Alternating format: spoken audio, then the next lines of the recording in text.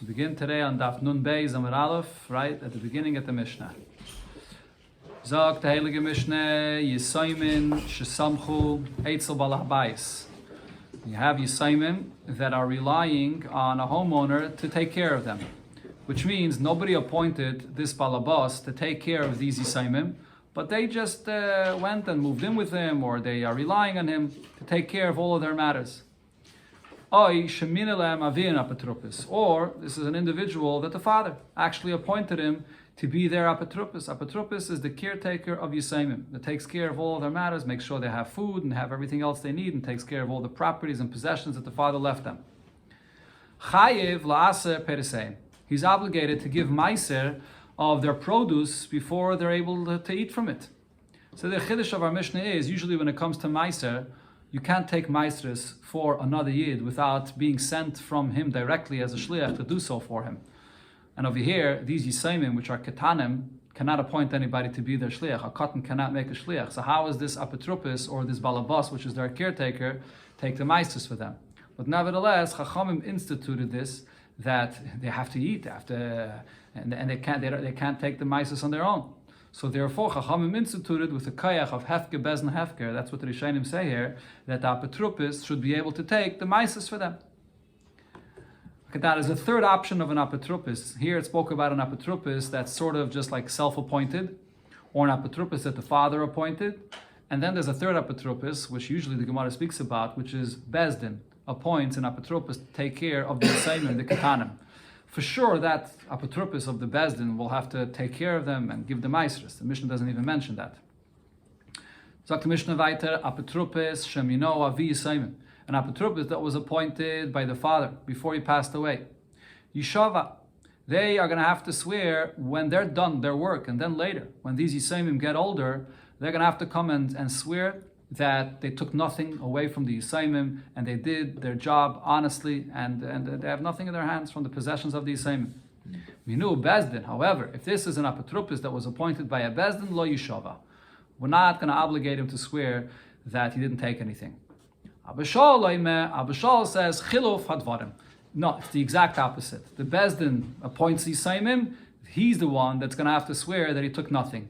The one that the father appointed, he does not have to swear. So we'll see in the Gemara, this point of view about swearing or not swearing is all a tikkun olam, that we want to make sure that things are running okay over here. And the argument over here between the Tanakam and Abishal is, when does it make sense to have the apotropos swear about this, and when does it not make sense to have him swear about it? As we'll see soon.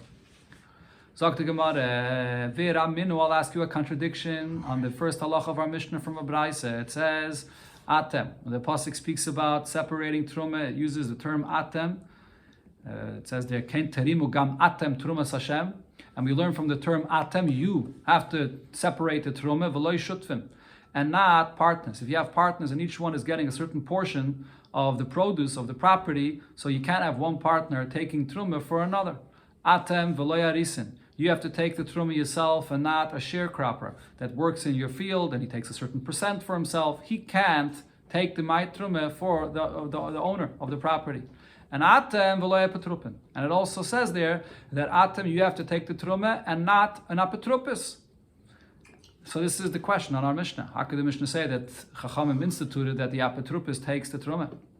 And v'loi hatayrim eshein shaloi. And then the Braise finishes off that you can't give truma on something that is not owned by you. So Rashi says this last point, either it's just coming to explain the reason for all the other scenarios it just said, that the reason why they cannot take any truma is because it's not theirs. So the v'loi hatayrim eshein shaloi is not a separate thing; it's just a reason. Or it is a separate thing. It's saying that you can't take truma on she'ein shaloi, even though there's no chiddush in this. But the Mishnah or the Braise here is written in a lashon of zu ve'ein sarach leima zu. Either way, the question is that here it says that an apotropos does not take truma. Rav Chisda answers loy kashya. It's not a question. Kan lahachal. In our Mishnah, because the Yisayimim have to eat, so Chachamim instituted that the apotropos could take the trumas and maestris for whatever is necessary now for them to be able to eat.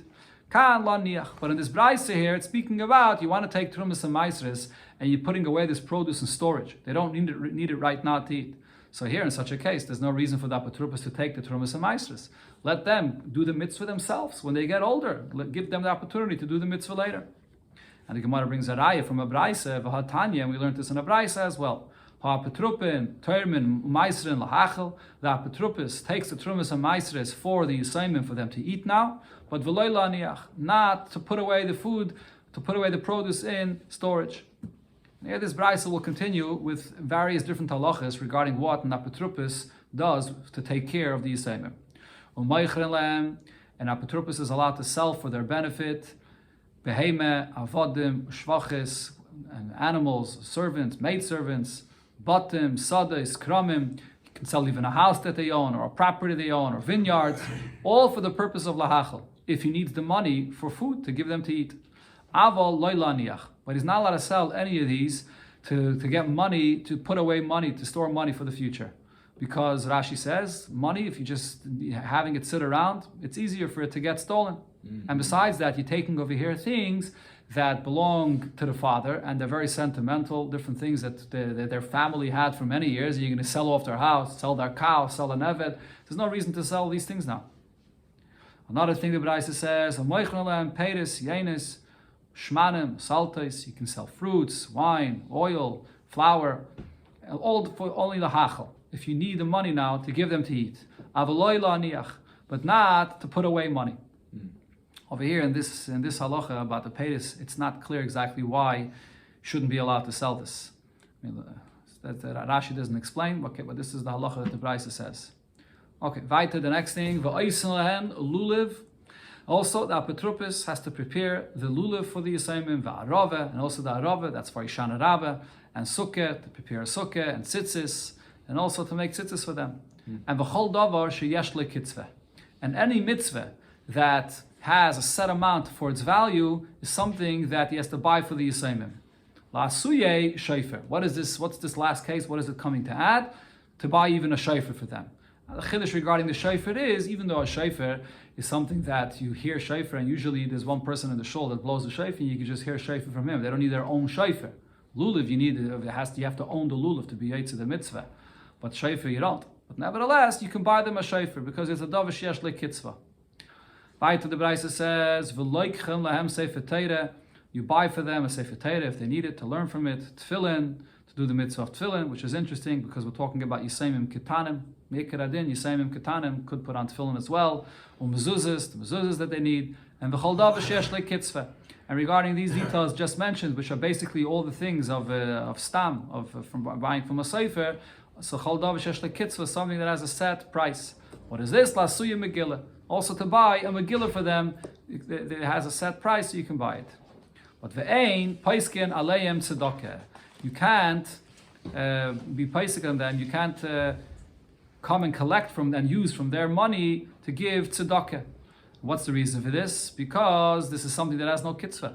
There's a person that needs money, and there's all the time poor people that need money.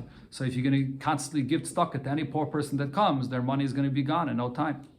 Okay, but this is only regarding the kind of tzedakah which is not a set amount of tzedakah. But obviously, to give a certain set amount of tzedakah, so that is allowed, and it's a mitzvah. And you do not redeem also people that are captured with the money that they have. Even though this is a great mitzvah, pidin shvuyim amongst tzedakah is the greatest mitzvah, but nevertheless, because it has no set price, you can't use the money of Yisayim for this. And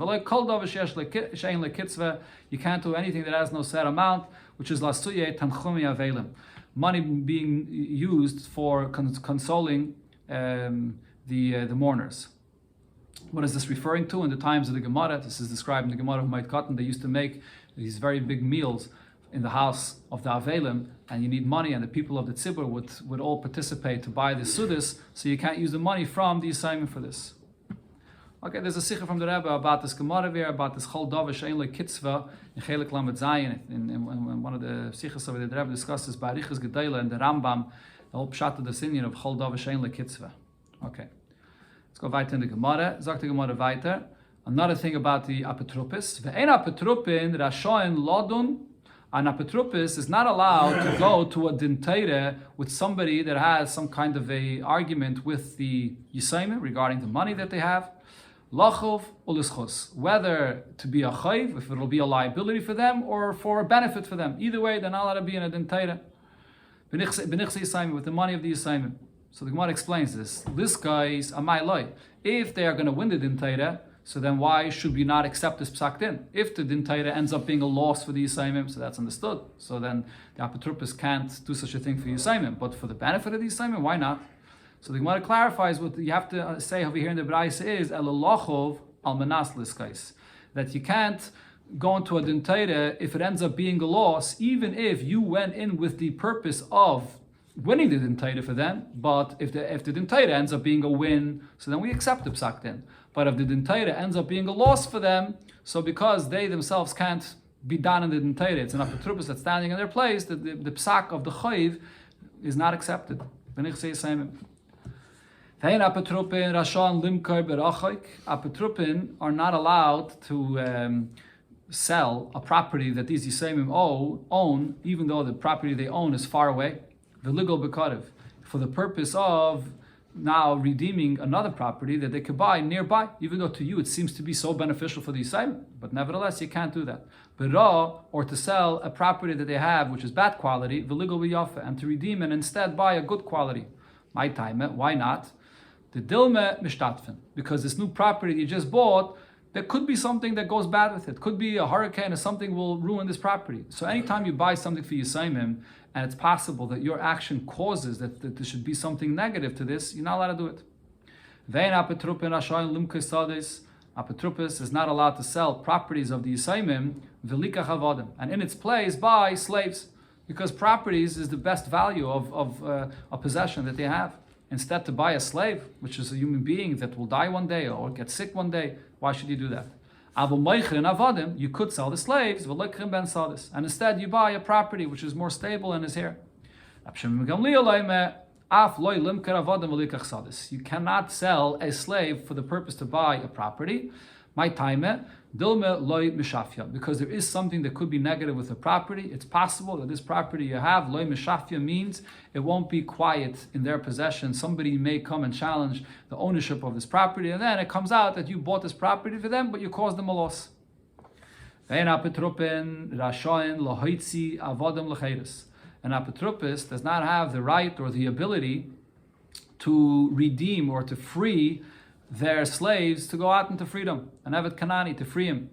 And the reason is, Rashi says, when you free an Eved Kanani, in order to have the power to free an Eved Kanani, you have to be the owner of his guf, and then you could free him. The apotropin are just caretakers. They don't have a real ownership in the guf of the Eved Kanani, and therefore they can't free him. But what they could do is they can sell this Eved Kanani to somebody, and that somebody that buys this Eved Kanani, he then could go ahead and free him. So Rashi explains, this person over here, there's someone that wants to free these Avadim Kananim. So usually what would he do? If you want to free Eved Kanani, you just give money to the Eved Kanani with the condition that the master gets no possession over this money, and now the Eved Kanani could pay and free himself. But over here, because the apotropos can't free the Eved Kanani, so you can't do that. So you're going to have to sell the Eved Kanani to this person, and then that person will free them. That's Rashi's pshat in the Gemara. Now, the Rishonim ask on this, it's not exactly clear in the Gemara here. What's the difference between freeing Eved Kanani and selling Eved Kanani to someone? When you free Eved Kanani, so Rashi says you can't do that because you don't own his guf. So what gives you the ability to free him? But if you sell the Eved Kanani to someone, that you can. How? If you don't own his guf, how could you sell him to someone? So the Rishonim actually argue on Rashi's pshat in this Gemara, but one of the Esbeirim, the Ramban says for Rashi in this Gemara is, and this is based on a sugya that we learned before about Eved Kanani, that there's two aspects to the ownership of Eved Kanani. There is the monetary ownership, and then there's the Isser ownership, his status as a goy or a yid that is involved when you free him. When you free Eved Kanani, the main thing that you're accomplishing by freeing him is regarding the Isser status, that you free him, that he becomes a yid. And that an apotropos can't do. He doesn't own his body, he doesn't have the koyach to free him to become a yid. But he can sell him. He can sell his monetary ownership, that just like an apotropos could sell any monetary, any possessions or monies of the Yisayimim, so he can sell this Eved Kanani as well. And once he sells him, and then that person frees him, he becomes totally free, and it will affect his Isra status as well. That's one pshat here in this Gemara. Rabbi says it's not necessary to sell him to someone else, and then that person will free him, you can sell him to himself without freeing him. You sell him to himself. I say, afu neisent me atzmai. He pays the value of himself, and he'll go out free. Because even if you don't have the power to free him, and as I explained, to free him because of the Isser status, that's not in the possession of the apotropis, but nevertheless, you can sell his monetary value to himself, and then he'll go free. Who, the Eved or the apotropis? The apotropis will sell the Eved to himself. The Eved is going to pay for his own value, and he's being sold to himself, and that's how he gains his freedom. Another halacha, the Braisa says, "V'tzarich lechashiv imoim b'achreina." Then, after he's done his job and the Yisayimim become Gedalim, so now you have to give an account of exactly what you did, that you didn't take anything for yourself. And like this, according to Rashi, this goes back to what it says in our Mishnah, that you have to swear about this, that they didn't keep anything. Rab Shimon ben Gamliel says, Ein tzarich. No, he does not have to give an account and swear. We trust him. Another halacha, ein oisim apotropin noshem. We do not appoint as an apotropis a woman or va'avodim or ketanim. And the reason is, regarding noshim, is because in order to take care of the properties of the Yisayimim, you have to run in and out and go and business deals in the marketplace. That's not a place for the women, and it's not their customary for them. And avodim and evet kanani is not trusted to take care. We can't trust him. And ketanim have no das. Obviously, we can't appoint ketanim either. But in minon avi Yisayimim, if the father of the Yisayimim himself went and appointed any of these, he has the power to do so, and we're not going to stop him. The Bezdin will not appoint them, but if the father wanted, so then they are appointed. Here the Gemara brings a story with an apotropis. Ahu apotropis tahave b'shvivuse de Rab Meir. There was an apotropis that was living in the neighborhood of Rab Meir. They have a kamaz ben arase that was selling the properties of the Yisayimim. And this is one of the halachas we just said, that the properties is the best possession that's here and that's stable and that you can't sell. And he was selling it. And v'zavan avdi, and instead he was buying, in exchange, he was buying slaves for the Yisayimim. V'lei shafke Rab Meir. Rab Meir did not allow him to do so. Ach v'lei b'chalme, it was shown in a dream to Rab Meir. Ani larais, the Eibush is telling Rab Meir, I want to destroy the possessions of the Yisayimim, v'ato livnais, and you're trying to build. He got a message in the dream. The Eibush is telling him that no, allow this apotropis to sell the properties, even though it's going to bring a loss to the Yisayimim. The Eibishter wants this. I think the Mefarshim say that the message to Rab Meir basically was that these properties that the father had and that they inherited was not really his. It didn't belong to him. He was a Rasha, and therefore the Eibishter says, I want to destroy, so allow. The Eibishter wants to harm the orphans. But nevertheless, Rab Meir did not pay attention to this message that he got in the dream.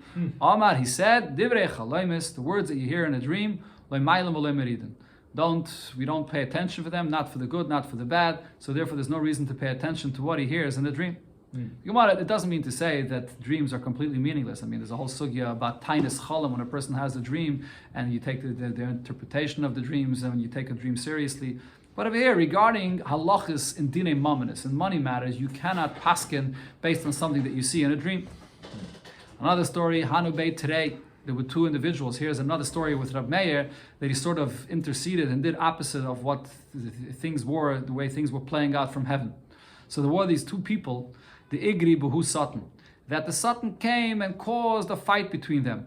And the Chol Bei Shimshi, every Erev Shabbos, or really by the night when Shabbos comes in, by Ben Hashmoshes, have a Kaminsi Badi Adadi. They got into a fight with one another. So Ikla, Rab Meir Lahasam, Rab Meir made his a point of being there. And Akvinu, and he prevented this fight, plus a Bei Shimshi. Like this, he did it 3 weeks, and he prevented this fight between them at this time period, Ad Avad Luhushama, until he made peace between them.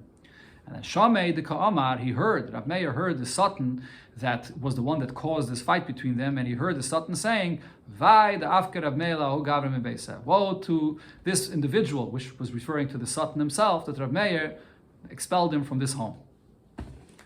Another story with an apotropis. Ahu apotropis tahava b'shivuse de Rabbi Shua ben Levi. There was an apotropis in the neighborhood of Rabbi Shua ben Levi. Tahava kamaz ben Ara. He was selling from the properties of the Yisayimim. V'zavin turi, and he bought oxen instead. So, which seemingly is not allowed. You're not allowed to sell the property. But Rabbi Shua ben Levi did not comment. He allowed the apotropis to do so. So what's the reason? And Gemara explains, Savala Rabbi Yosi. It's because Rabbi Shimon Levi held like what Rabbi Yosi taught. The Tanya, Rabbi Yosi said, Amar Rabbi Yosi, Miyamai lakarisi liishti ishti. My entire lifetime, I never referred to my wife as a wife, ulishairi shairi, or to the ox as an ox. Ela liishti beisi. He referred to his wife as the house. That the whole purpose of the wife is to be the akeres habayis and to take care of matters in the home. Ulishairi sadi, and he referred to his ox as the field, because without the ox, you don't have anything to do with your field. You can't plow and plant in your field. So that's the purpose of the ox. There's also a sikha from the Rebbe about this, Ba'arichis, in Chelik Yudzayin, in Parshas Achrei, where the Rebbe explains that Rabbi Yosi saw the purpose in everything. He saw the godly purpose in everything. But the point that the Gemara is saying here is that even though usually you're not allowed to sell a property of Yisaimim, but over here, for the purpose of buying an ox to be able to plow the remaining properties that they have, you're allowed, because otherwise all the properties sit empty and you can't do anything with them. Hana Yasmi, so the word is Yisaimim, Davasmichi Gabehu Sapta. They were relying on this older woman that was taking care of them. Havalahu Tursa, so these Yisaimim owned this ox.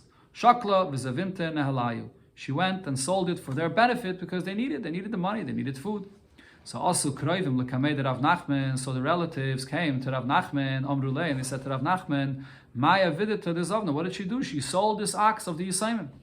Amalahu, so Rav Nachman answered them, she has the right to do so. Yisaimim shesamchu etzel balabayistnan. This is just like what we learned in the Mishnah, that even though she was not appointed by anybody, not by the father, not by a bezdin, but nevertheless, if Yisaimim are relying on her and she's taking care of them, so then she's an apotropos and she's allowed to sell this ox for their benefit. So now they argued though with Rav Nachman and they said, but look what happened. She sold it when the price was cheap. And they got a very cheap price for this. And now, after the Lekeach bought it, the value went up. So this is a loss for the Yisaimim. Sorry, this is the way you read the Gemara. They were arguing with Rav Nachman, but look, it got more expensive now. So he answered them, it's too late. It's already sold. And the value went up in the possession of the Lekeach. So it's his gain. So again, they argued with Rav Nachman, but Nikiti Domi. They haven't gotten paid yet for this ox that was sold over here. So maybe they should be able to retract from the sale and I'll sell it for a better price. Amalahu, so when Rav Nachman heard that, he said, Imkain, if that's the case that they didn't get paid for it yet, Hainu Rav Chaniloi Bar Idi Amashmul. So this is exactly the halacha that Rav Chaniloi Bar Idi said in the name of Shmuel. He said in the name of Shmuel, when it comes to the possessions of the Yisaimim, as the same halacha as hektish. And what's the halacha of hektish? Hektish, the kinyan of hektish takes place only with money. What's this halacha here? Usually when it comes to every kinyan of any metaltlan, of any movable items, what's the kinyan? Meshicha.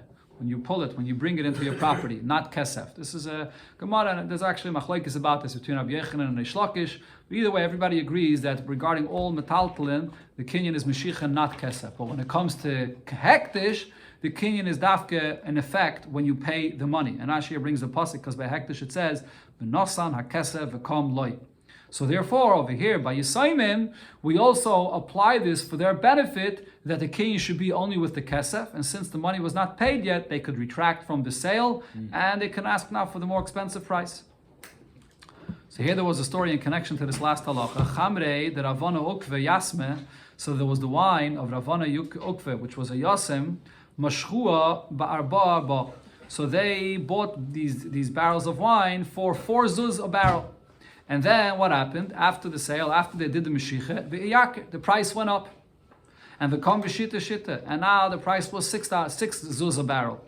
So also came to Rav Nachman, so they came to Rav Nachman and asked him about this. Amalahu, so he said to them, Hainu Rav Chaniloi Baridi. This is exactly the halacha of Chaniloi Baridi. Bacha as Oma Shmuel, that he said in the name of Shmuel, Dama Rav Chaniloi Baridi Oma Shmuel, Nichse Yisaimim Arein Hektish. We treat it like hektish, and the kinyan only takes effect when you pay the money. So if the money wasn't paid yet and the price went up, the Yisaimim could retract from the sale and demand a higher price. So here in connection to this, the Gemara is going to bring how this plays out in various different situations. So the first case is as follows. Mishoich Peri mi Yasmi. What's if someone is buying produce from Yisaimim and he already did Meshicha? He took the Pedis into his possession from the Yisaimim. So then a Yakir. And then the price went up. And now the Yisaimim want to get the higher price. They want to retract from the sale. So again, Rav Chaniloi Baridi. This is the halacha of Rav Chaniloi Baridi. That they could retract from this because there was no kesef yet. And therefore, the king did not take effect yet. But now Zoil, what if the Meshicha was done already, but now the price went down, and now the buyer wants to retract. The buyer wants to get the cheaper price. The buyer says, look, you're Yisaimim, and there was no Kesef yet, only Meshicha, so now we want to buy it with the lower price. And the Yisaimim, it'll be a loss for the Yisaimim. Says the Gemara, we don't do that. Over here we say, Lo yehei koyach hedyet choma mehektish. The power of the sale by a hedyet, by a plain person, should not be stronger than hektish. And what the Gemara means to say over here is that regarding the Yisaimim, this that we said that the kinyan of the Yisaimim takes effect only with kesef, that was only instituted by Chazal for their benefit. But in a case that it's a loss for them, that wasn't instituted for that purpose. Over here we say that the Meshicha itself will be a sale, it already took effect, and even if the price goes down, the Yisaimim will not lose out. Okay, so this is one scenario when someone is buying from the Yisaimim. Now, another scenario in the opposite, Amshichu luhu peidele yasmi, when the Yisaimim are buying from someone produce, and they did a Meshicha already for these peides. So iyaker, now the price goes up. So once the price goes up, so the sellers to these Yisaimim want to retract from the sale. And they say to the Yisaimim, look, you only did Meshicha, so the sale didn't take effect yet, so pay us the more expensive price. So over here again, we apply the concept of lo yehei koyach hedyet choma mehektish, that the power of a plain person should not be stronger than hektish, which over here we're applying this to the Yisaimim, and therefore we say that once they did the Meshicha, the sale took effect, and they will not have to pay the higher price that it went up to now. Zoil, on the other hand, if the price went down, and now it's going to be a benefit for the Yisaimim to say that the king did not take effect yet. So what they thought to say in such a case is, Hainu de Rav Chaniloi Baridi. Here we apply the halacha of Rav Chaniloi Baridi, that the sale did not take effect yet, and the Yisaimim could retract, and they could now go and buy for a cheaper price, because they only did Meshicha, there's no Kesef yet. Amalei Rav Sheisha, Berei Ravidi, so Rav Sheisha, the son of Ravidi, so he came and said that no, over here we're not going to apply this halacha of Rav Chaniloi. Why? Because because if you're going to apply it here, then it's going to be something which is going to be negative for them. It's going to be bad for the Yisaimim. Why is this? Because the Zimnin, the Mitztar Chileperi, because what happens if there's going to be another time that they're going to need food, they're going to need produce, and and nobody's going to want to sell them fruits or produce, the Yav Izuzi, until they actually pay. Because any seller is going to be afraid. He's going to say, look, I'm going to sell it to you, and then the price is going to go down, and then you're going to pay me the cheaper price. So pay me now, so I know I have the money now. So if they don't have money at hand, they won't be able to buy anything. So therefore, looking in the long term, it's for the benefit of the Yisaimim to say that the sale should take effect without them having to pay cash right away. It should take effect just with Meshicha. A third scenario, says the Gemara, Yavi, Yasmi, Zuzi, Apedi. The Yisaimim are buying produce, and they paid already the kesef. They paid the money for these paydas, but there was no Meshicha yet. And now, the price goes down. So seemingly, because they paid the kesef already, the kinyan took effect, and they can't retract. They can't go now and buy for a cheaper price. But nevertheless, we apply over here and say, Loi yehei koyach hedyet chomim and a hektish. The power of a plain individual should not be stronger than the hektish, meaning that yes, usually we say that the kinyan of Yisaimim is only kesef, but over here, it's for their benefit that it should not be a sale yet. And therefore, they could retract and buy for the cheaper price. Yaker, what's going to be if the case is that when they were buying this produce and now the price went up, so Savamina, Hainu the Rav Chaniloi Baridi. So we should apply over here what Rav Chaniloi Baridi says, that they already bought it, they paid kesef, and that's it. They got it for the cheaper price. Amalu Rav Sheisha Berei Ravidi, but Rav Sheisha Berei Ravidi says about this, Harai Lididu. If you're going to apply over here this halacha, this is actually going to be negative for them. It's going to be bad for them. Why? Because the asal malahu, because then the seller that's selling these peiris is going to say to them, Nisrfu chitchem ba'aliyah. If you're going to say that by Yisaimim, when they just pay money, and the money that they paid for this produce is still sitting in the house or in the storage in the attic of the seller, so then what happens if a fire breaks out and all the produce, the wheat gets burnt. So what's the seller going to say? Well, you're Yisayimim. You paid already, and the sale is all in effect, and it's all yours that got burnt.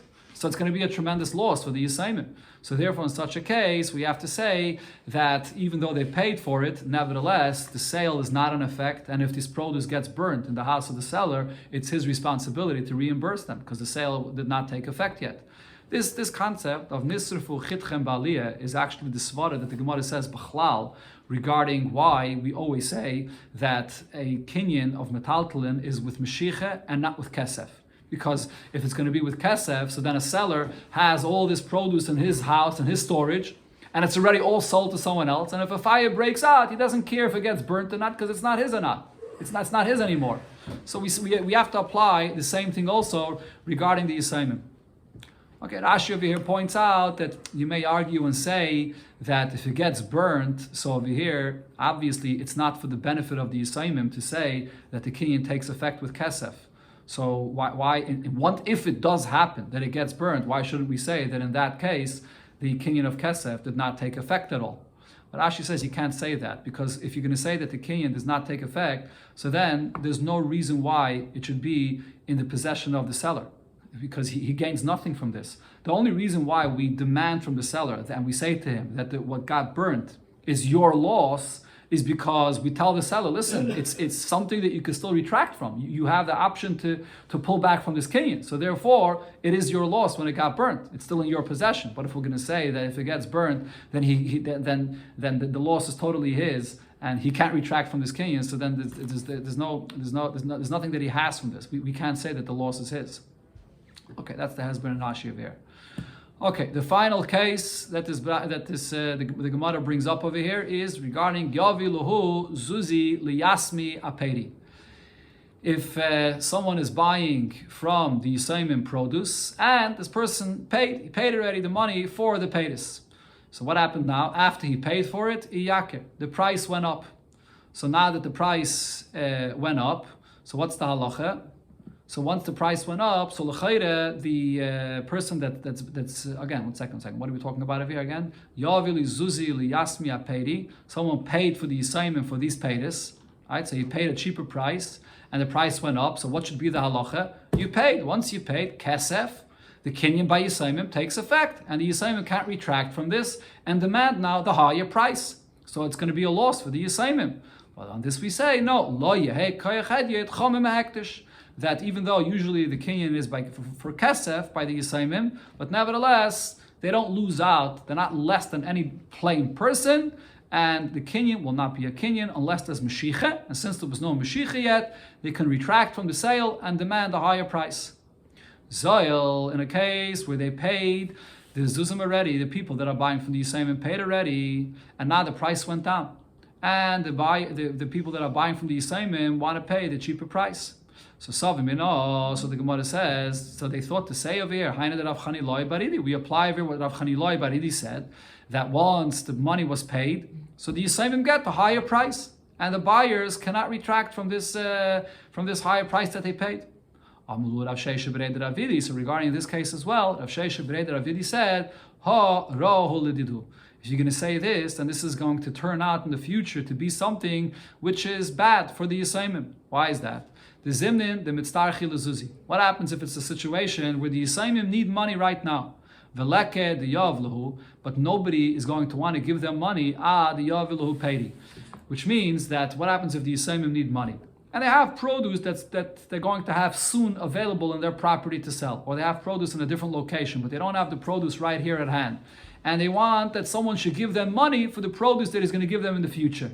Nobody's going to want to do this for the Yisayimim, because you're going to say to yourself, why should I pay for the Yisayimim now if this is all going to be for the benefit of the Yisayimim and at a loss for this buyer? Because if the price goes down, so then the Yisayimim are going to say, case closed, it's already a sale. If the price goes up, the Yisayimim are going to say, the price went up, we can ask you a better price for this. So nobody's going to want to ever give the Yisayimim money for a sale if they don't actually provide the fruits right now. So therefore, for the benefit of the Yisayimim, in order for them to be able to get cash when they need it, Chachamim said that over here, in such a case, the sale should take effect and the buyer should have the benefit the lower price as well, to be able to demand a lower price even after he paid the money. So because in the long term, this is for the benefit of the Yisayim, that someone should be ready to give this money.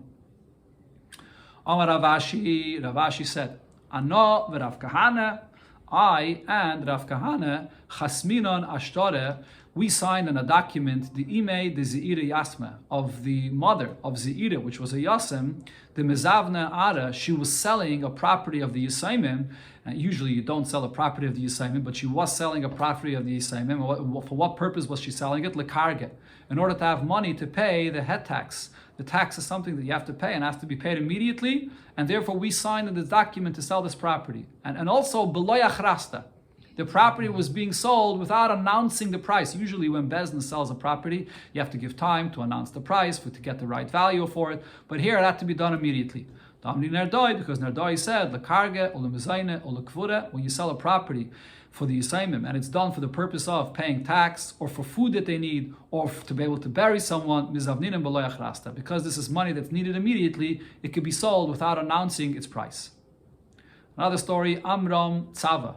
Amram, which was a dyer, apetrupa de Yasmihava. He was apetrupus for the Yisayimim. Also, Krevim lekamed Rav Nachman. So the relatives of the Yisayimim came to Rav Nachman, Amri Lei, and they said to Rav Nachman, look, Kalavish umichsi meyasmi. He's getting dressed with beautiful clothing, and he's taking it from the money of the Yisayimim. So he's taking for himself. Amalahu, so Rav Nachman said to them, he's not doing it for his own benefit, he's doing it for their benefit. In order that his words that he says should be listened to. And since he's taking care of the possessions of the Yisayimim, he needs to dress like a mensch, that people should listen to him. They further argued and said, but he's eating so much food and he's taking money from them to eat for himself. And we know that he's not rich, that this food that he's eating has not come from himself, but he took the money from the Yisayimim. So Rav Nachman still did not accept this as a reason to remove him of being the apotropis. He said, Eimer, we can say, Mitzia Ashkach, maybe he found a lost item and he became rich with this. Further they argued and said, but Vakam Mafsid, we see that he's ruining, he's destroying the properties and the possessions of the Yisayimim. Amalahu, Rav Nachman said, Aisali Sadi, the Mafsid, you're going to have to bring for me witnesses that he's actually ruining the properties of the Yisayimim, Vasal Kinei, and then I'll remove him. Rav Huna Chaverin B'Shmei the Rav, because Rav Huna, our friend, said in the name of Rav, Apetrupis the Mafsid, an Apetrupis that's ruining and is bringing a loss to the properties of the Yisayimim Masakinanle. We remove him of being an Apetrupis. And the Itmer, we actually learned a machlekes about this. Apetrupa the Mafsid, an Apetrupa that's bringing a loss to the Yisayimim, Rav Huna Amarav Masakinanle. Rav Huna said in the name of Rav that we remove him. That we do not remove him. But the halacha is that we do remove this apotropis when he brings the loss to the Yisayimim. But over here the Rishayim say, in this Gemara you see that Rav Nachman was not ready to remove this apotropis unless there was actual proof with Eidim that he's bringing this loss. So the Rishayim say that's only an apotropis that was appointed by the father. Then we say once the father appointed him, the father trusted him, so we're not going to remove him unless there were Eidim. But if it's an apotropis that a Bezdin appointed, even without Eidim, if there's any concern that he's bringing a loss, he's going to be removed, even without Eidim. Later, now going back to the Mishnah, in the Mishnah it brought that when the Yisayimim are Gedolim, so now this apotropis has to come clean and swear and tell us, I took nothing for myself. And there was an argument in the Mishnah regarding the two types of apotropisin, whether the apotropis that the father appointed or the apotropis that the Bezdin appointed, which one of them has to swear. So the Gemara first explains the opinion of the Tanakama. So it said apotropis shemino avi Yisayimim. The Tanakama says the one that the father appointed Yishava. He's going to have to swear that he took nothing for himself. My time, why do we say that he should swear? Because he loved the Islay Anoamine. If not for the fact that this apotropis got some benefit of the father, lehavale apotropis. So he would not have been appointed to be here an apotropis. So he's doing this because he got a certain ana from the father. So that's why he's returning this favor. If we're going to place upon him this obligation to take a shvuah, to make a shvuah for what he's doing, this is not going to be a reason for him to hold him back from doing this favor. So therefore, in this case, it's okay to obligate him to make the shvuah because he's doing it for a return for a favor for the father. But on the other hand, Mishnah continued, Minu Bezdin, if it's the Bezdin that appointed this apotropos, then lo yishava. Then it doesn't make sense to force him to swear about the work that he's doing here. Why? Because Milsa Ba'almodav at Lebeit Dinah. He's doing this for the Bezdin, but he's not doing it to return a favor to anybody. V'iramis alei shvua. If you're going to force him to swear about what he's doing, so then he's going to say, what do I need this all? Asilim nu, he's going to hold himself back from doing this. So therefore, over here, Chachamim did not impose upon him a shvua. But Abba Shal said, no, the svara is the exact opposite. Why? My time, what's the reason it's the opposite? Because Minu Bezdin, when Bezdin appoints an apotropos Yishava, he should swear, because by he and no, with this benefit that this apotropos now has, the kanafaka lekala, that now everybody knows, the inish mehem nahu, that this person is a trustworthy person when it comes to money matters, because look, the hasamach alei beitina. The Bezdin is relying upon him. The Bezdin is appointing him as an apotropos. So this is very, very valuable for him. So if we're going to force him to make a shvua, it's not going to hold him back from accepting this job to be an apotropos. On the other hand, we know Avi Yisaimim, but if the father of the Yisaimim appointed him, and there's no major benefit for this, it's not a Bezdin that's trusting him, Lo Yishava, we don't want him to have to swear for this, because Milse, Ba'al Muhu, Da'avdi, Lahadadi, because we don't know for sure that he's doing this as a return or as a favor. It could just be that he's just doing this for the father.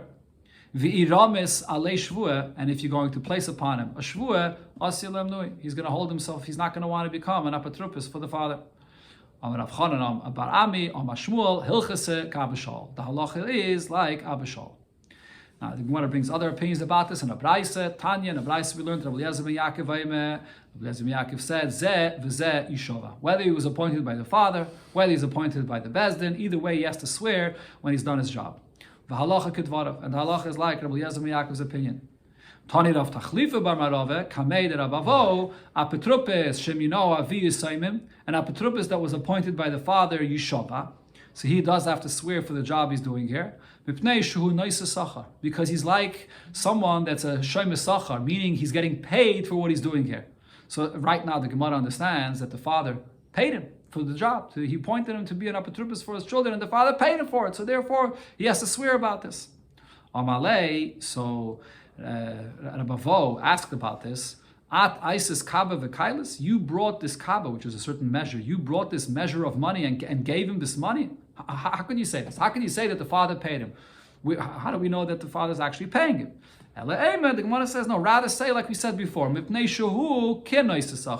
because he's like a person that's getting paid because he has a certain benefit of this that he got from the father, and now he's returning that favor. So because he got a certain benefit from this, so therefore he does have to swear for the job that he's doing.